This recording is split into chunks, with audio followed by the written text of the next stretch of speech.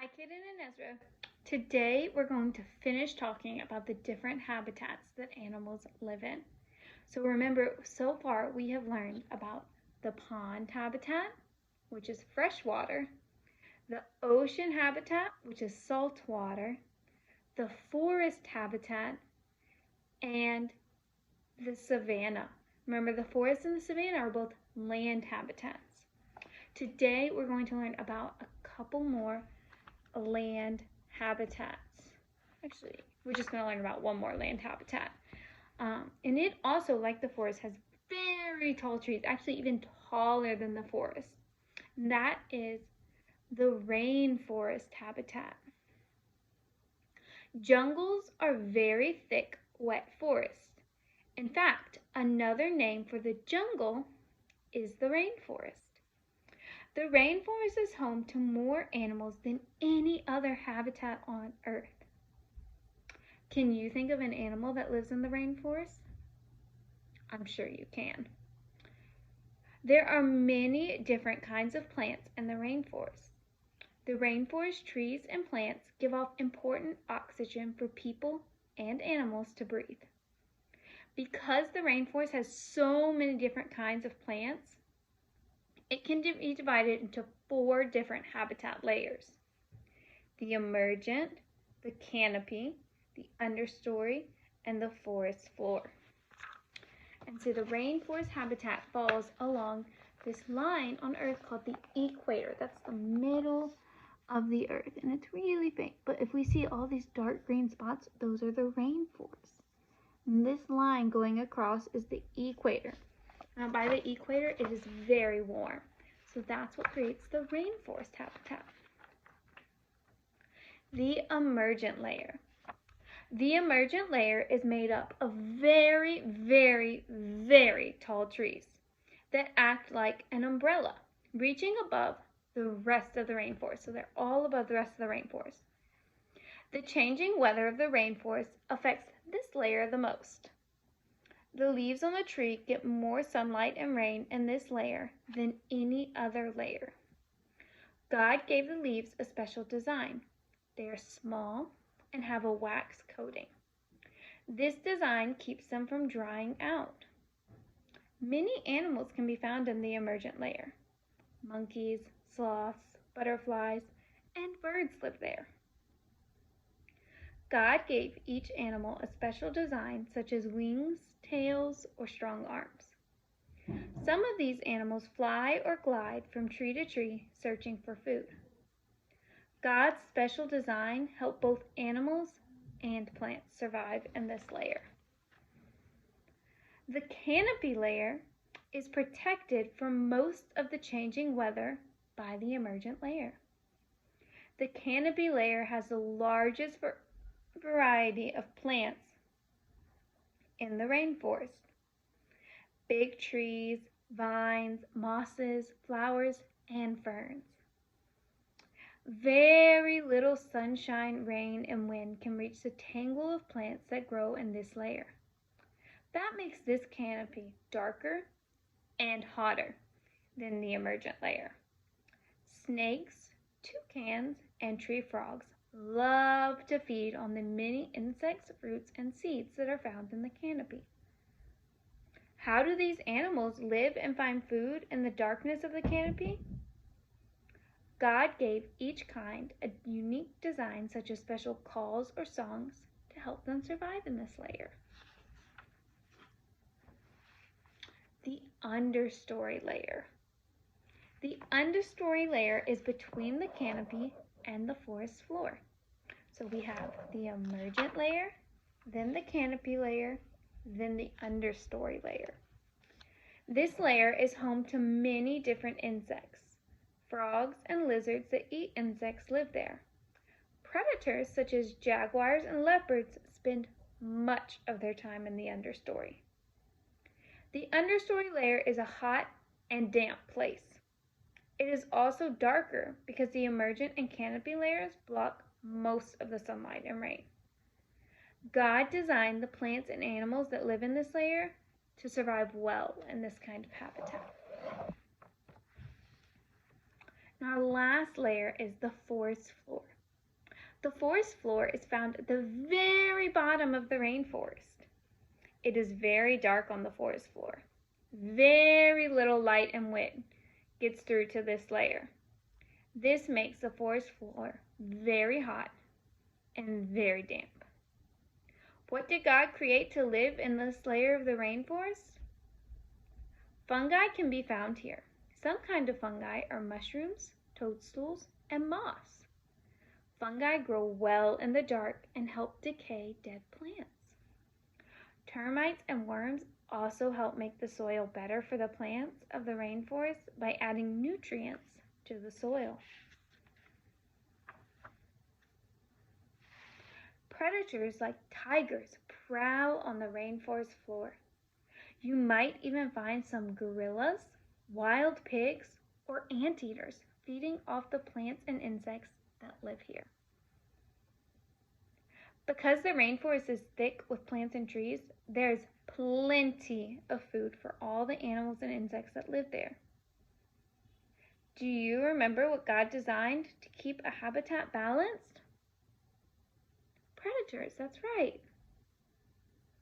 You might think this tiger would be easy to see. This tiger right here. But in Asia, where he lives, he blends right in with his surroundings.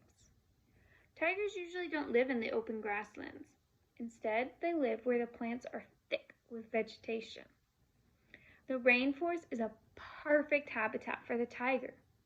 Tigers need a place to hide while they are hunting their prey. They use their stripes to help them blend in with the rainforest plants. God designed the rainforest perfectly, didn't he? Much of the medicine we use today comes from the rainforest plants. God is so good to give us medicine when we are sick. And if God cares enough about animals to create a habitat for them to live in, how much more does he care for you? And that's a verse from Matthew 6. He says, if God cares about the animals and the lilies of the ground, how much more will he care for you? So remember, we have 4 layers of the rainforest. We have the canopy, the emergent layer, right here, the understory, and the forest floor. So canopy, emergent layer, understory, forest floor. Insects and their habitats. Did you know that insects are animals too? There are thousands of different kinds of insects. You can find insects in all of the land habitat. We can see part of God's design for insects just by looking at their legs. All insects, when grown, have 6 legs. Some beetles' legs are designed for running. A grasshopper's hind legs, they're designed for jumping. A honeybee's legs are designed for gathering pollen. A praying mantis has 6 legs, but only walks on the 4.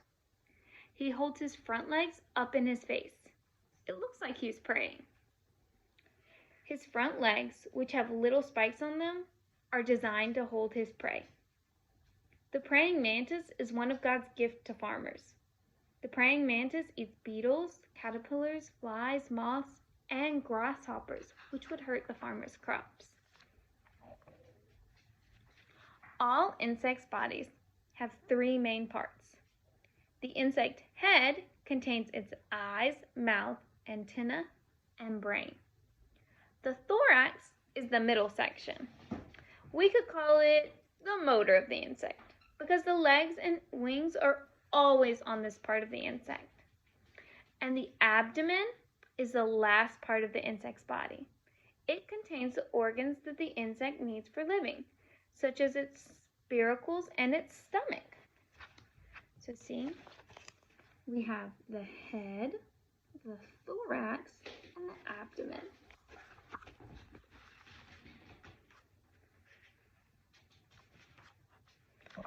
All insects are hatched from eggs. After they are hatched, some of them go through many changes before they look like an adult. This is called a life cycle.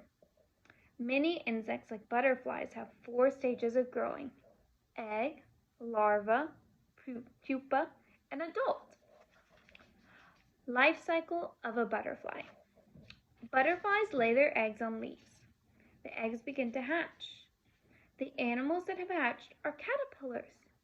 The caterpillars eat the leaves of plants, and then the caterpillars form a chrysalis. In God's perfect time, a butterfly comes out of the chrysalis. A moth caterpillar will spin a cocoon rather than form a chrysalis. Some insects, like grasshoppers, have 3 stages of growing: egg, nymph, and adult. Grasshoppers lay their eggs in the ground. After some time, the eggs hatch. The animals that have hatched are called nymphs. They look like tiny grasshoppers. As the nymph gets bigger and bigger, it sheds its outside skeleton several times. Once the grasshopper is fully grown, it is called an adult. Even though insects go through many changes as they grow, they always become the insect they were meant to be. A butterfly egg will always become a butterfly. A grasshopper egg will always become a grasshopper. God has planned it this way.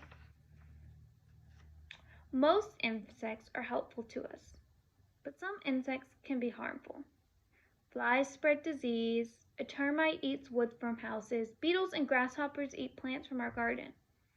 Many times, helpful insects will eat the harmful ones. Birds and spiders also eat harmful insects. This is just part of God's plan for balance in our world. God gives the animal protection. Animals have many enemies. Do you remember what we call an animal that hunts another animal for food? That's right, a predator. If God had not given each animal some form of protection, many kinds of animals would be killed quickly. A turtle moves slowly. He cannot run, but his shell protects him. The skunk is a small animal. He cannot move very fast, but he is able to take very good care of himself. What special thing did God give the skunk for protection? That's right, his stink spray. The porcupine is a small, slow-moving animal, but God planned a way to protect him. The porcupine is covered with sharp quills that stick into the skin of an enemy. A baby deer is called a fawn. Fawn have spotted coats until they are big enough to outrun a predator. The spots help them blend in with the bushes of the forest. Some animals have long, slender legs that help them to run very swiftly. Birds have wings to fly away from their enemies. Some animals play dead until their enemy leaves. Horns, antlers, and tusks are used to fight enemies and protect territory. And some predators will not eat certain kinds of butterflies because they taste very bad. This is God's way of protecting the butterfly. See, we have different ways. And this, the monarch butterfly, it tastes really bad when they eat it. It does not taste good. And this butterfly is called the viceroy. It tastes fine when a predator eats it, but it looks like the monarch, so a lot of predators won't eat the viceroy either. Okay guys, that's it on our habitats and our animals for today. You are going to do page 67 in your book. It looks like this, 67, okay? And you are going to put the ant in order. So you're going to cut out these pieces, and then on the green, you're going to put the ant in order. After that, you'll be all done for today.